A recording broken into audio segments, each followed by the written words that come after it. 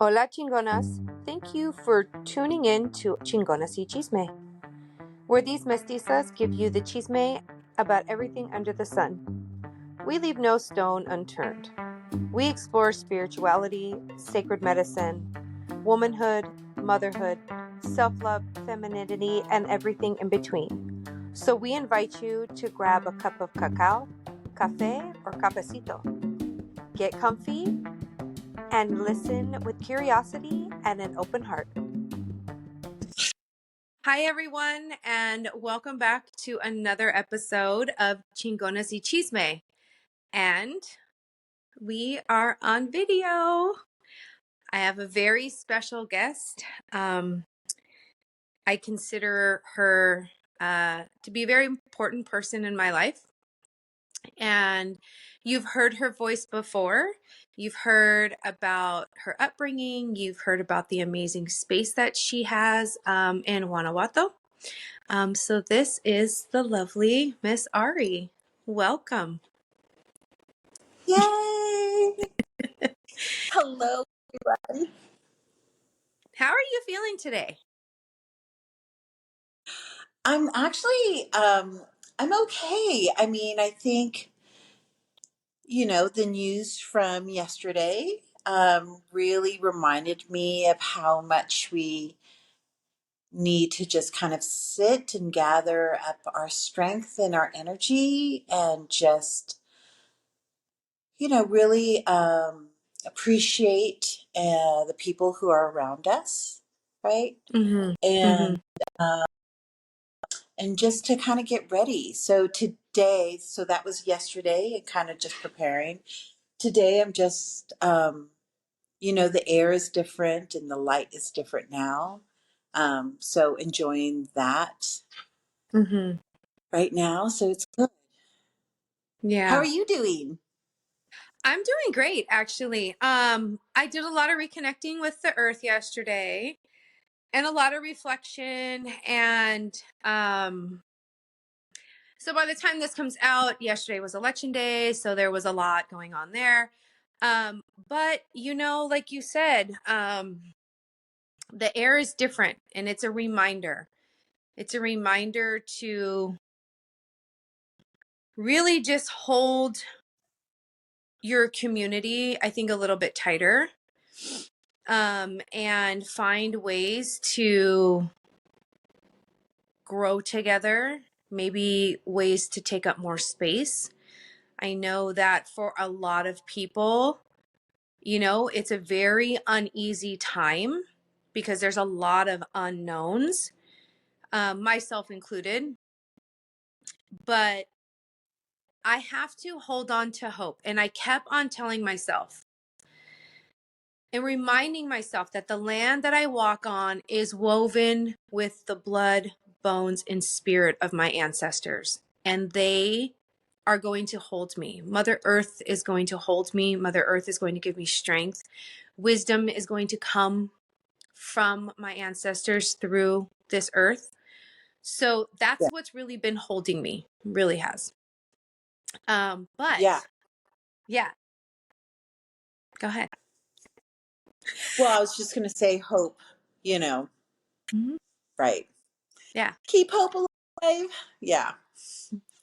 And we can only, honestly, I mean, I think that it's a testament to what we've always done in the past. We have made the best of what has been given to us and we build on that. Yeah.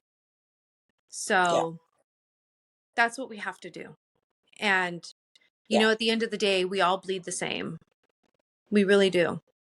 And we need to come together as a collective. We really do. But Yeah. on a lighter note, let's just lighten that up. We are here today to talk about the word grenuda and Yeah. what that means to you, what that means to me.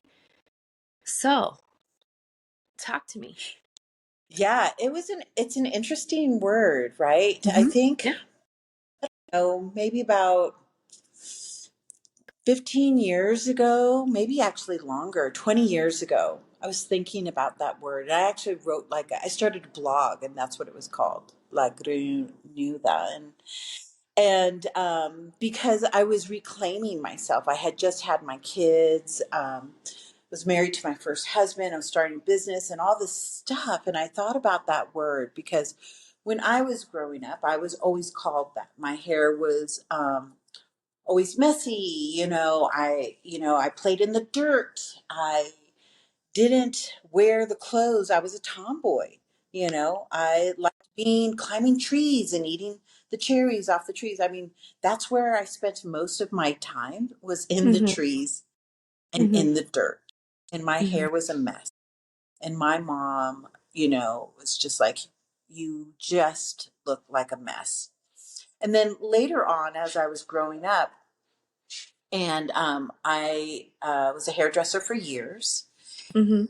And, there was a time when everybody wanted to straighten their hair, and my hair during that time got bigger and bigger and bigger. It just got so big. Like I Mhm. wanted to take up space. I wanted to just try to break those walls, right? Because they were binding me. And I'm like, that is not me. Like I got to be free. So and I really talked about that when I was doing hair with other women, right? And women who were working these corporate jobs and were lawyers and would straighten their hair, and it was kind of like, that part of them, which is a huge part of them, like, you are there, but you need to be seen the way we are comfortable seeing you. Mhm. Any other way is, you are just out of control, was a main thing, right? You're out of control, you're wild, Mhm. and we can't deal with that. Right. And um and so I would just kind of be in the ear. And so I was known for giving perms. And I love perming people's hair, right? Let's make you. And so that's what I was known for up until very recently when I moved to Mexico. You Mhm. know, I I was the person, like, right, that I would perm your hair, and do that for you. And a lot of people just didn't, right? And Mhm. so Mhm. and then came this Me Too movement, and this kind of slow movement, um, with the natural hair, right? But it went with the Me Too movement, and I could Mhm. see it clearly coming through, right? And so, Right. it was beautiful to see women wearing their hair natural. And what a glorious thing to see and unfold in my lifetime, Right. right? Right. Right. Because it was just till recent. I mean, last year, and I'm 57 now. So my mom, who has bone straight hair, so we were talking about our mothers who have bone straight hair, Yeah. um, and they didn't know how to deal with my hair. And my hair has actually gotten a lot straight, less curly, I suppose, as I've gotten older. But my mom, even last year, said, can't you just brush your hair? I mean, do something. And I said, you know what? All this time, I'm going to brush my hair. I'm going to brush my hair. Here, I'm brushing my hair. And I go, this is my hairbrush. And then it's making me a little bit emotional, right? Yeah. Because it's this lack of acceptance in Yep. your own family of how you just are. Mhm. So when I brushed my hair out, and she goes, God, can't you just fix that? I said, no, I have to start all over. I have to go wet it now. It's a process, It's a right? And she goes, process. oh, and just that, right? And it's just so, obviously still really hits deep, Mhm. right? Yeah. Um, so, doing this when it was a time that you didn't do it, I think I was really lucky because I realized really young in doing hair, I could do whatever I want. I'm a hairdresser, for God's sakes. Right. I could do so.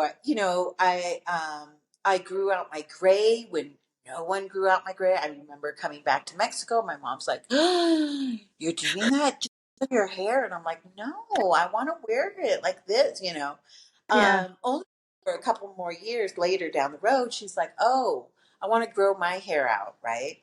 Oh. But it was amazing to kind of be that example, like, you are beautiful how you are to my clients, right? Like, just do that. And so for them to watch me transition and wear my hair all big and crazy and gray and whatever, it was this other kind of healing process for them. Hmm. And Hmm. I mean, Yeah. but I've always been that wild child. So, so let's, for the audience, like the audience that doesn't know what the word like grenuda means or how it can be referenced, let's explore that. So, like, what is Yeah. your interpretation, or what is your understanding, or what is the literal um explanation of it? I actually don't know the literal, right? I don't know, like, literally what does that mean. I do know that, for me, and from what my understanding of when my mother would say that about somebody or to me, it was, um, that child is out of control. Mm, They are not a rule follower, mm. right? That and they just live on the street. They are Out there. just wild, right? Yeah. And so interesting that she would call me that, and I was that. And so for me, I wanted to put um to empower that, like, to be that. Yes, Hmm. I'm that child that I will wear my hair, whatever. She would always get me up early in the morning, like 5 o'clock in the morning before school, and put two trenzas and braid my hair.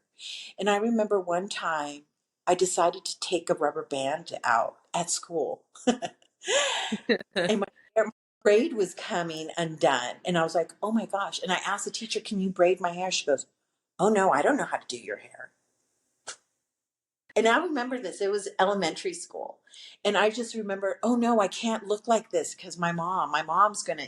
Yeah. Um, and I don't know what I did, but I didn't, you know, but it was just this upbringing of, you just don't listen. You don't follow, you don't Mm-hmm. do what you're supposed to do.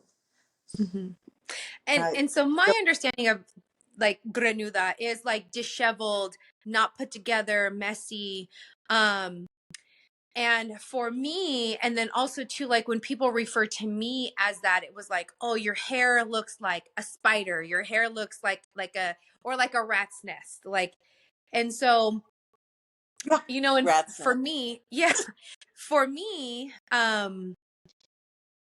I growing up, I'm Mexican and Puerto Rican. My mother looks very native. Like she has the bone straight hair. She's got like the chinita eyes. Like I look nothing like her. Like nothing.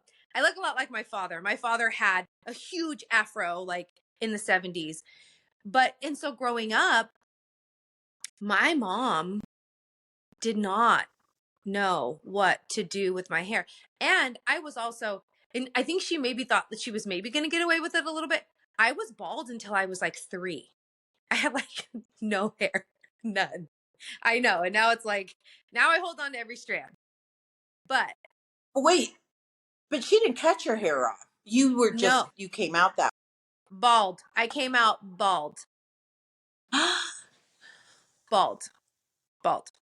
And so with tiny little like ringlets, tiny ringlets, like just little swirls on my head.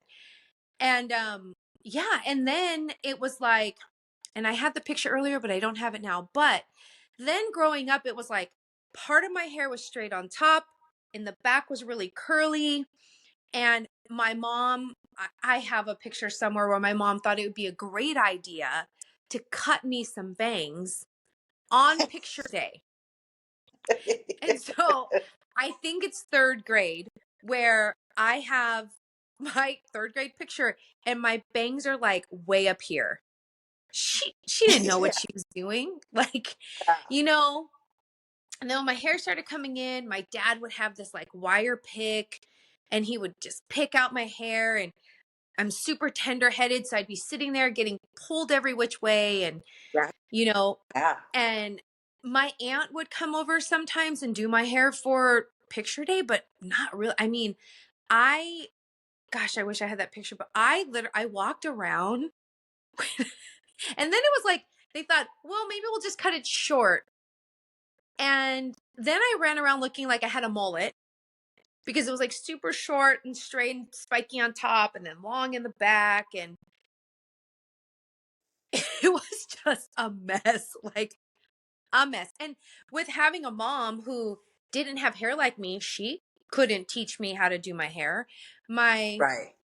and none of my aunts really had curly hair. I was disconnected from my father's side, who's my aunts, all of my titis have beautiful curly hair, just it just beautiful. And so I remember my aunt taking me because she couldn't stand it. She's like, we need to fix this. Because it was straight on top, curly in the back. And so she took me to her friend Rosa, who had this tiny little, you know, hairdresser like shop, the salon. And she told her, you need to give her a perm. And she was like, I don't know if that's really going to work because her hair's already curly. So again, I don't really know like what she did, but I got maybe a semi perm just on top though. Just the top. That's right. And I That's don't know right. if that, but To and I don't match know if that her like, back. yeah, I don't know if it stimulated it, but ever since then it's just been this, and it is what it is. And then when that happened, and then growing up, it was always like, can I touch your hair? Is your hair real? It felt so violating. You look so exotic.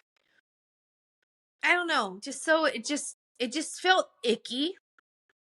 Yeah. Um, and then I went through the whole, okay, let me flat iron my hair, or better yet, let me get a perm, meaning to straighten my hair. And oh my gosh, I remember I did that. And my hair, I swear, was curlier after I washed it all out. I just let it. It was just this whole wig has been through a lot. It really has. And and Grenuda really didn't come up in my life until I was probably in my late 20s, maybe early 30s. And it was like that literally was just my name, like Grenuda. I had a friend's husband who would just like, and then it like he would call me that, and then everyone else would just call me that. And I remember thinking like, this kind of pisses me off. This is kind of Yeah. like, you know, but then I started to just be like, you know what? I'm going to take it, because guess what? A lot of women pay to have my hair. And I don't think I really, really, really accepted. I didn't really accept my curls until I was probably in my 20s. Probably in my 20s, where I just said, I'm not going to straighten my hair anymore. I straighten my hair every once in a while, but my husband actually doesn't like my hair being straight. Yeah. He likes it being curly. So I'm like, okay, the bigger the better for him. Like, Yeah. I mean, I think I straightened my hair because I was on that kick. But it didn't feel like me. I felt like I was wearing a wig, and it didn't feel like hair, right? yeah, And I was like, "What is this?" And I couldn't be who I wanted to be. Can't get it wet. You can't do all the stuff yeah, because the curl. oh my God, why do people do this? Yeah. Right. So, yeah, I probably did that a couple of times and I'm like, nah, that's not for me at Yeah, I do all. it maybe like once every couple years, but I mean, I will admit, like, it is nice to be able to like run your fingers through your hair and not get caught in a nap, as I'm getting caught in a nap right now. Like, like, but it's the not like having to wear everything and not get your hair wet or not work out and not sweat. It's like, it's so much work. And Yeah, I'm just so low maintenance. Like, I can't, I can't. And I will admit, I don't technically straighten my hair. If I get my hair straightened, I go to my girl. And that was another thing too. It is so hard to find a hairdresser who knows how to work with curly hair. absolutely. I have been with my current hairdresser, Ashley, I love you, for well over 12, 13 years. And it's Yeah. because, I mean, I moved to Tracy, and I moved here, and that's, I found her, and I love her, and I will probably lose my shit a little bit if she ever decides to retire. But Yeah. she's done great with my hair, with adding the purple and not adding too much and not wanting to strip it. And she knows how to cut my hair. I used to go to people and they would cut my hair and I'd walk out looking like I had a mushroom cap, or they would fry my hair. It was just, and then I got to a point where I wasn't going to anybody. And I think before I started seeing my current hairdresser, Ashley, I probably didn't go to a hairdresser for maybe 6, 7, maybe 8 years, because I just didn't trust anybody with my hair. And, and not only, and then even a couple years ago, now they have girls who specialize in curly hair. Which is And just a mark. right, but well, I'll tell you what, I did go to a girl who taught me, because I didn't have anybody to teach me how to like like really do my hair. And my curls, I have not been able to replicate her whole that she did to my thing. My whole wig looked on point. And but I do like I've just changed so much with the way that I treat my hair, and I do try and wear it down a lot. Or sometimes it's always, I mean, it is up most of the time. And Yeah. my kids tell me I look like I have a concha on the top of my head, but that's okay. That's my crown. I wear it. I wear it with a lot of glory. Yeah. If you hear construction, I am so sorry. We're We in. know you are in a construction. You're in a live working. It's a B&B. It It's a is. Just, it is an yeah. ever evolving entity, and that is okay. That's okay. It is what So it is. I think that, when I started doing hair, um, nobody knew how to do curly hair. Mm-hmm. So I had to cut my hair a lot. And I would go to really well known, educated, top of the line people, didn't know how to deal with curly hair. Mm-hmm. And so when I opened my own salon, and I had apprentices, everybody had to know how to cut curly hair. Mm-hmm. And then this whole, movement came, and then all these people, um, would go to school and say, and it would really be upsetting because they would go to these classes, and this is why I'm a little triggered about, I just specialize in curly hair, because um, they then thought that the people, who had curly hair, um, because a lot of them weren't educated about their hair, right? They Mm-hmm. didn't Yeah. know. And so here you are as a hairdresser teaching this person, and you're taking like 4 hours to do their hair because this is what you need to do, right? And it's already can be a traumatizing thing. You can come with a Yes. lot of baggage when you have textured hair, right? Yep. And so, and then they would lay on like, you don't know, but I do. And it was this thing like, and you're going to pay like $300 or $400 because I know how to do your hair.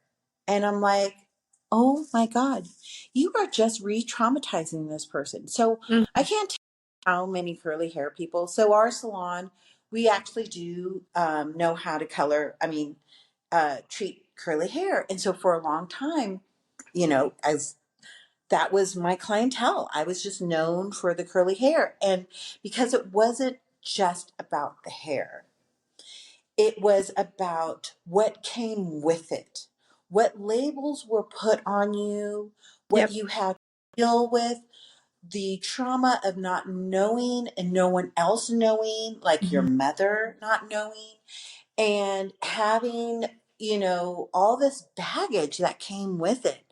So for me, understanding that, because I myself came from that, was like, okay, this is a process. Like, this Yeah. isn't just about cutting your hair, and I'm going to teach you.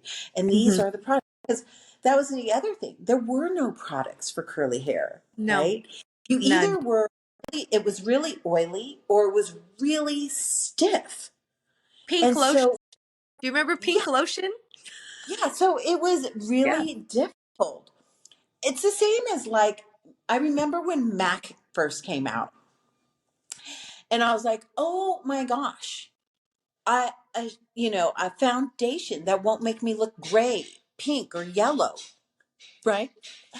Or eyeshadow that's not Yeah. just this big blue or whatever. So it felt like that when all these products were starting to come out for hair, and like, wow, you Yeah. know.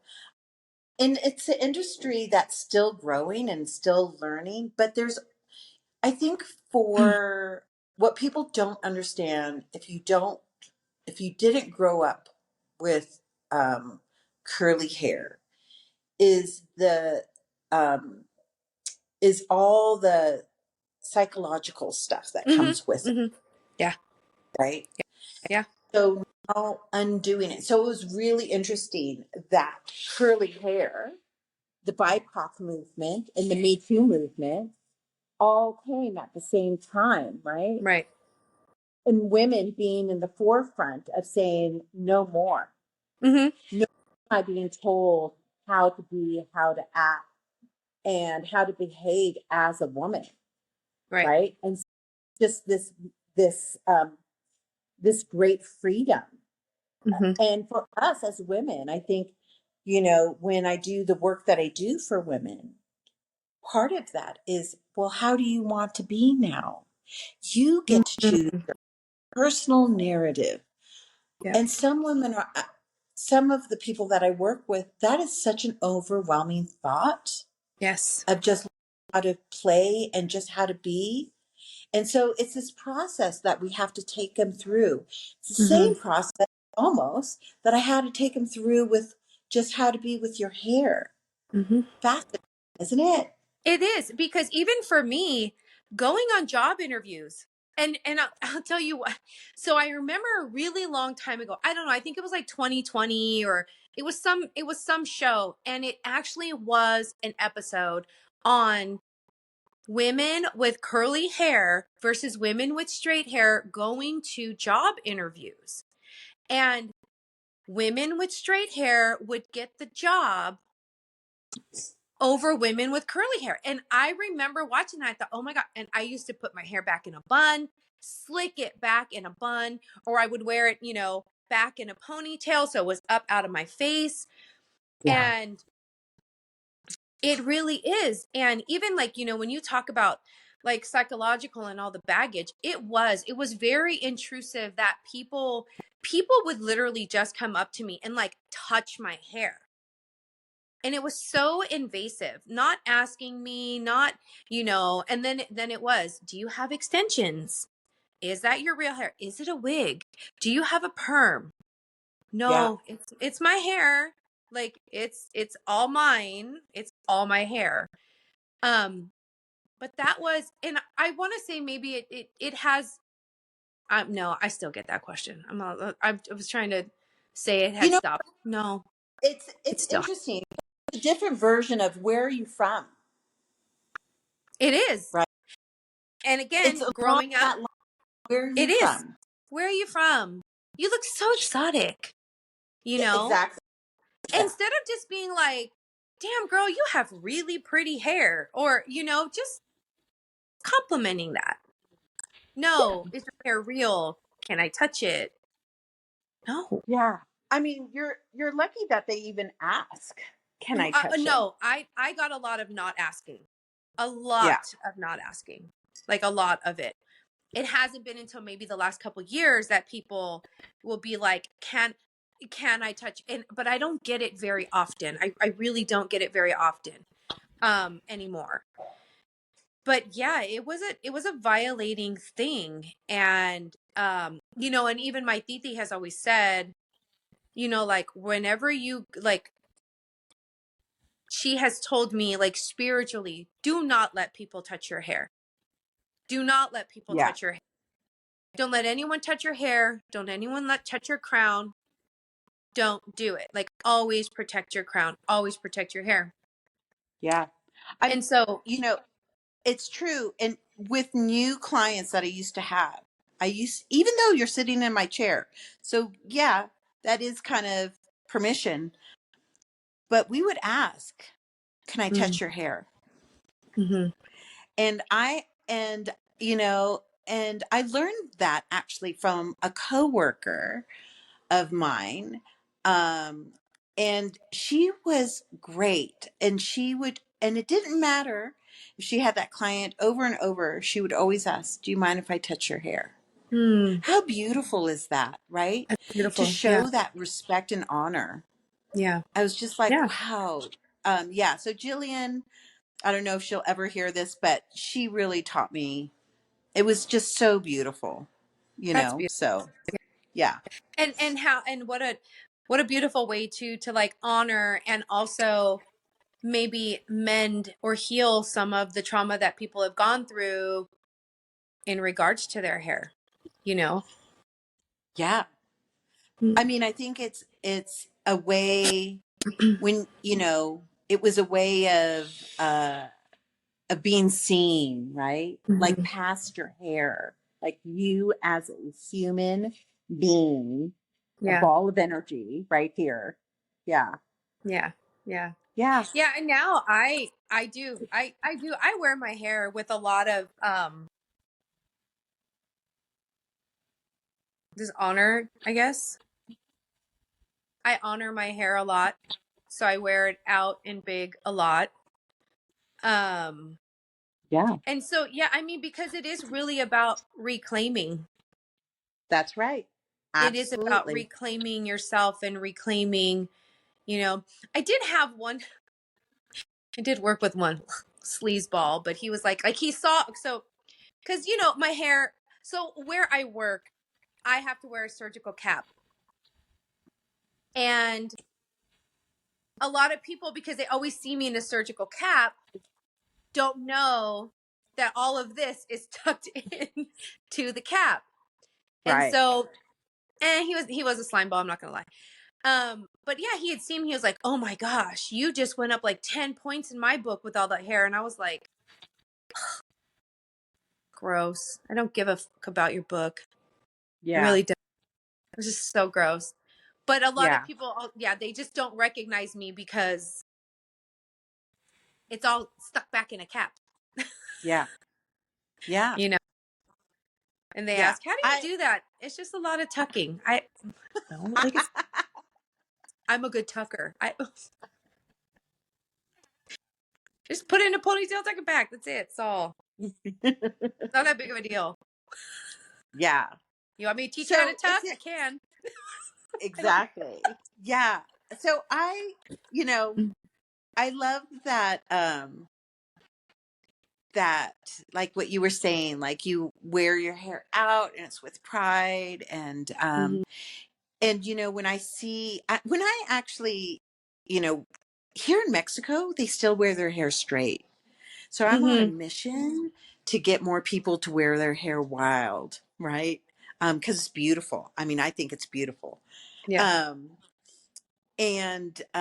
but when I lived in the States, whenever I would see somebody at Trader Joe's or something, and didn't matter their age, I'm like, wow, you're so beautiful. You're just so Mm-hmm. beautiful, Mm-hmm. right?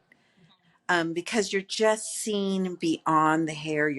Especially older women where they would wear their hair, curly and gray and Mm-hmm. big. And I was just like, oh, I just love that. It's so inspiring. Yeah. Yeah. Um, so yeah, I am all for that. Reclaiming Yeah. that word and reclaiming, how you want to be, Mm-hmm. how you want to It's show funny. up. Yeah. I I remember walking, down the Cajones and all of that when we were there. And Yeah.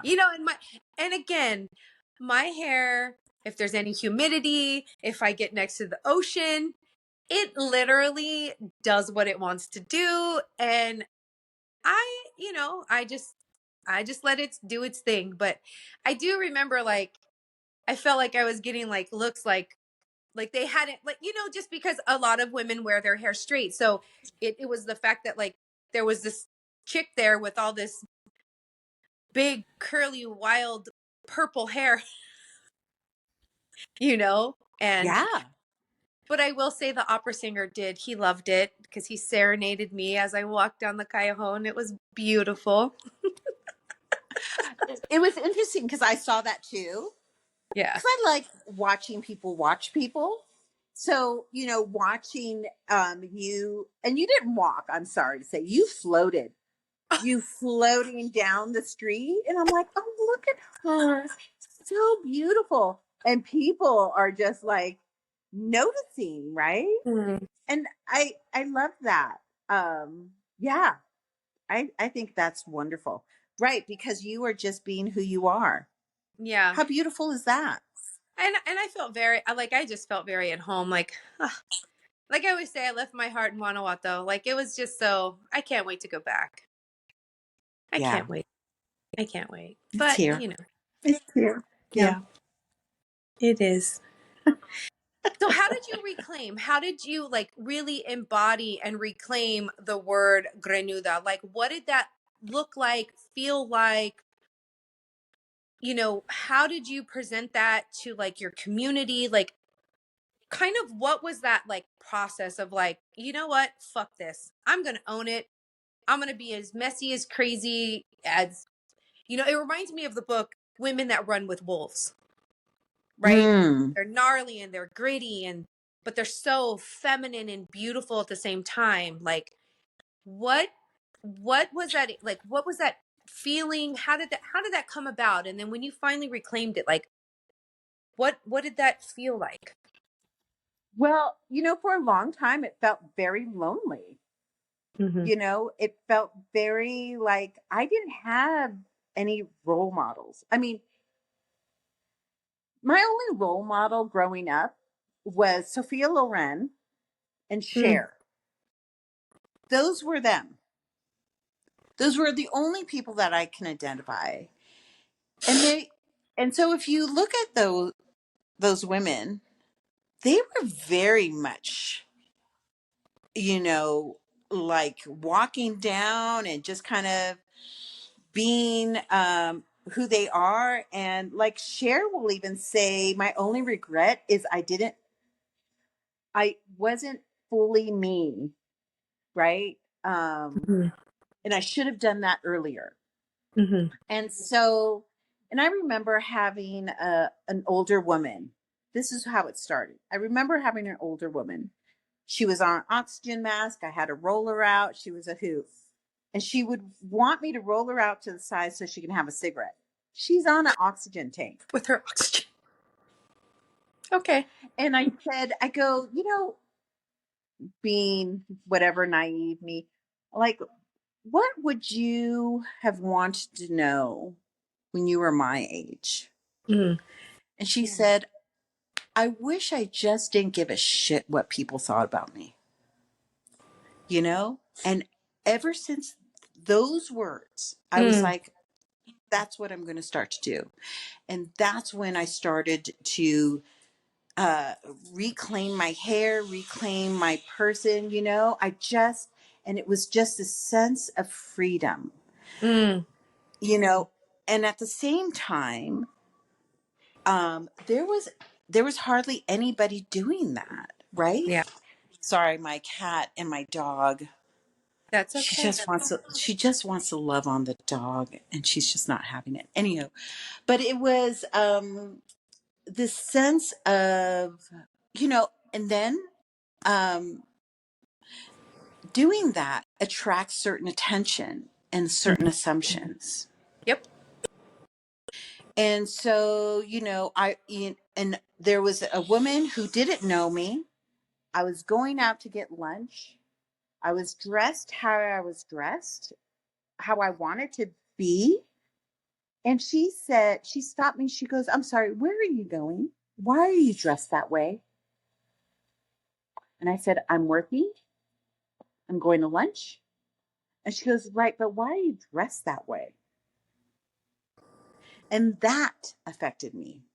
Mm-hmm. So I started so it was just this phase of learning how to be, right?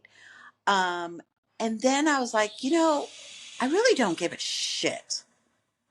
I want to be how I want to be. I want to dress how I want to dress. And and that just went against everything. Mm-hmm. And it took a long time, up until recently, right? And up until like what, 2016, 18, something like that. Until um, I started meeting more women that were like that, that had that kind of same attitude, Mm, you know. So it was kind of this lonely existence of how to be. yeah. But that's how I was, I mean, um and so the reclaiming of the hair, it was more than just the hair, right? It's reclaiming a lot of other things, and it's a It really process. it is. Yeah. Yeah. So that's what happened. Yeah. And I think for me too, like reclaiming my hair or the word grenuda, or even like I even have a necklace that says puta on it. Like I'm like, I've been called worse. What else you got? Like, um, because it does. I feel like curly haired women are seen differently, you know, they're seen as exotic or, a little more promiscuous, and again, that's just my opinion because of my experience, my It's lived true. experience. It's all Yeah. true. Yeah. And It's all so true. you do somewhat, in a sense, until you learn that really who gives a shit what other people think. Um and for me, I think that started in my 40s. I think when I turned 40, I'm 46 now. When I turned 40, I was just like I started giving a shit a little less. Like, and it's been Yeah. progressive, like my giving a fuck started running out, and I have very like zero fucks given like now. But Yeah. um because it's so confining and restraining and oppressive, for lack of a better word, like when you are not able to just live your truth, and I have 4 kids, and they'll be like, "Mom, what do you?" I'm like, I'm wearing something fun, like who. And because also I have a daughter, right? And I want my daughter also to live in her truth, and I want her to be able to express herself. And again, and I'm referencing too, like women that run with wolves, the way that they're just free to be who they want. And I feel like when you are like, there's so much power, maybe for a lack of a better term, in really embracing your gritty femininity. Like, it's such a beautiful thing. And, you know, even when we talk about, like in some cultures, there really isn't like a gender. You are just a soul, you're just a person. Like, because I feel like as a woman, you can be very, and we've talked about this before, very masculine at times and very feminine. But it is a beautiful thing when you can just sink into your femininity and you know when to put that masculine coat on. But, and for me, femininity is really just embracing all of your angles, all of your shadows, loving what your lumps, your bumps, your curves, your softness, because even in the softness of maybe your tummy or your thighs, there's so much strength in that as well. Yeah. And like I was just telling my husband, because sometimes I like to take a shower with the lights off. But I do that because some light does come through and it's almost like I'm taking a shower with my shadow. And so it's a very, like, for me, I'm looking at my shadows and I'm embracing the shadow that my body is casting, and I'm learning to like love it, because that's like a huge thing too with reclaiming your femininity and the grenuda in every woman, really. But I just think it's just such a beautiful thing when you can learn to just sink in and realize that the only person you need to care about really is yourself, and everyone else's thought of you is their fucking thought. Period. Yeah. It's Period. not, no one is living your life except for you. So Mhm. enjoy it, embrace it. You're beautiful. All the things. All the Yeah. things. And it's tough. It's tough being a woman. I mean, we are so criticized and scrutinized, and it's really hard. It's really hard what social media, you know, puts on us to be a certain Yeah. way. Yeah. And that's one thing I think with my ex-husband. Sorry if you ever see this, Dave, but he wanted a Stepford wife. Like, he wanted this perfect little wife, and that was fucking not me. I didn't have the straight hair. Like, it was not, no, I mean, it just Yeah. was like, he just wanted it. I was so opposite of what he ultimately wanted, that I was like, but you know what? We have two beautiful boys together. They're amazing. They're Yeah. not boys really anymore. They're men. And they're amazing. They're amazing children. And I'll take credit for that. Myself and Randy, I will, because we raised them. Like, they are the Yeah. men they are because of the home that they've been in. Um, but yeah, and now it's just such a beautiful experience to have a partner that just lets you be you. And Yeah. my partner does. He does.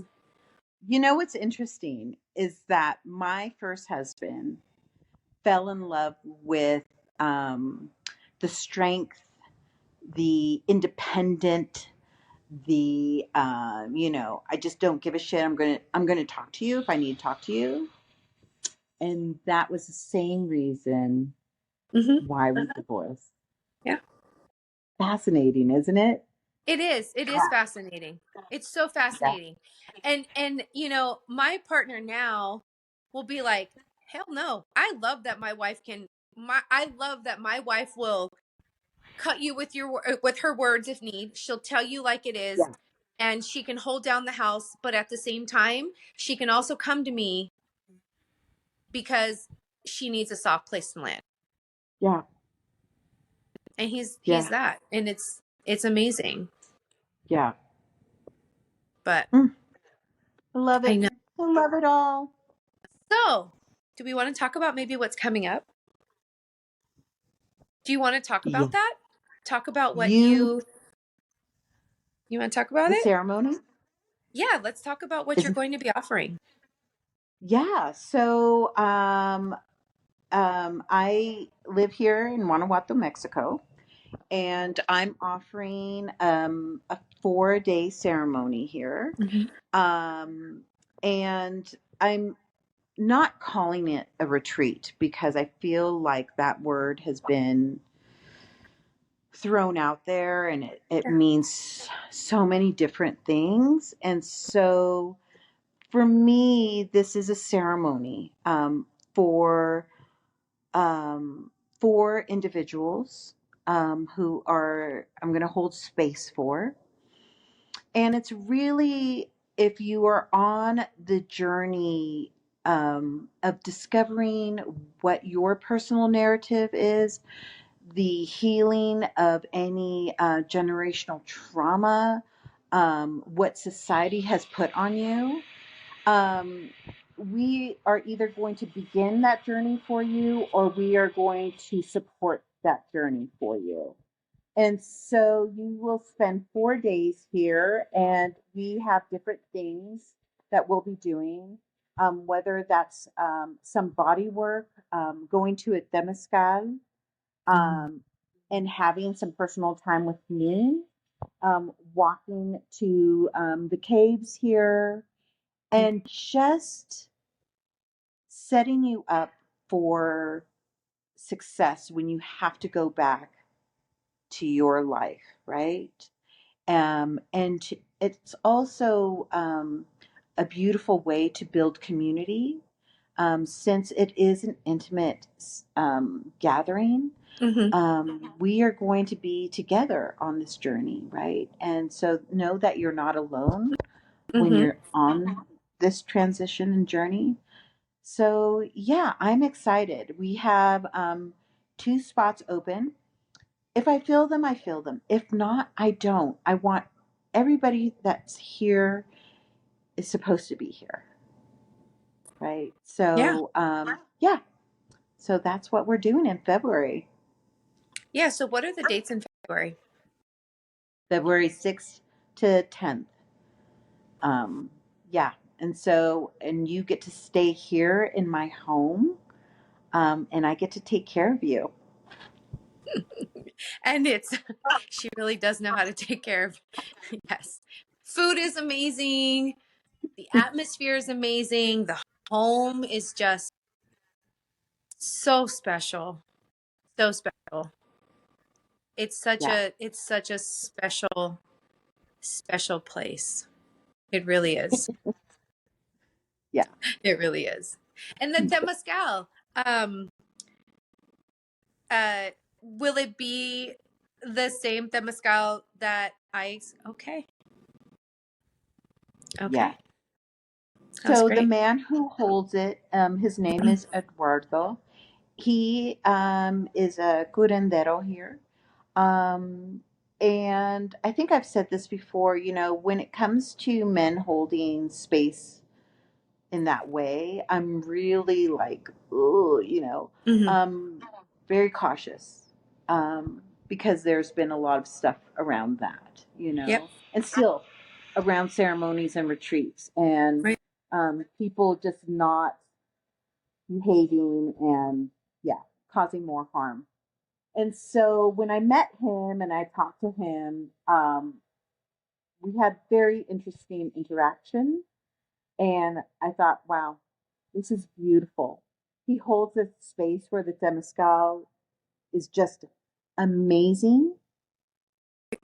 I mean, Yes. how, and he, when we all went, we were 4 females. Hmm. Um, and I thought that was really interesting how he held that space for us and how he honored us Yeah. um, as females, right? It was beautiful. It was beautiful. And I remember asking like who the assistant was. And you were very gracious in saying, "Are you okay with that?" I was like, "Yeah, I just wanted to know who he was." But, you know, um, for a person who has um masculine wounds, it was I will say I was a little hesitant because I really wasn't sure. One, that was my first experience with a temazcal and being there and and then being there and seeing 2 men, I thought, "Oh, okay." But after, I was like, it healed some masculine energy wounds. It definitely did. It Good. reassured me that masculine energy can hold a very sacred feminine space. Yeah. And yeah, I mean, it was just beautiful. He, again, with not knowing any of our backgrounds or knowing any of what we were bringing as far as like baggage or, trauma, wounds, and all of that. Very beautiful. Yeah. Beautiful. Like, Yeah. Yeah. And he's just, he's wonderful. He's just a wonderful human being. And I'm so happy that I met him and, and that I can ask him to do that, and mhm, he'll do that. And um, yeah, and the Temescal is different every single time. So I'm really looking forward to taking this next group of people into the mhm, Temescal um, and holding that space with Eduardo mhm, there for them. And then the other thing is that we'll also be opening up and doing a little bit of journey work, just a mm, little, right? So we'll have the Ninos here as well. And so I'm looking forward to that. Yeah. yeah. We want to talk about the other stuff that's happening with that? We don't have to. You mean my journal? Well, about what's happening at the ceremony. But your journal, yes. Yeah, let's talk about the I journal. love. Yeah, we could talk about it. It's beautiful.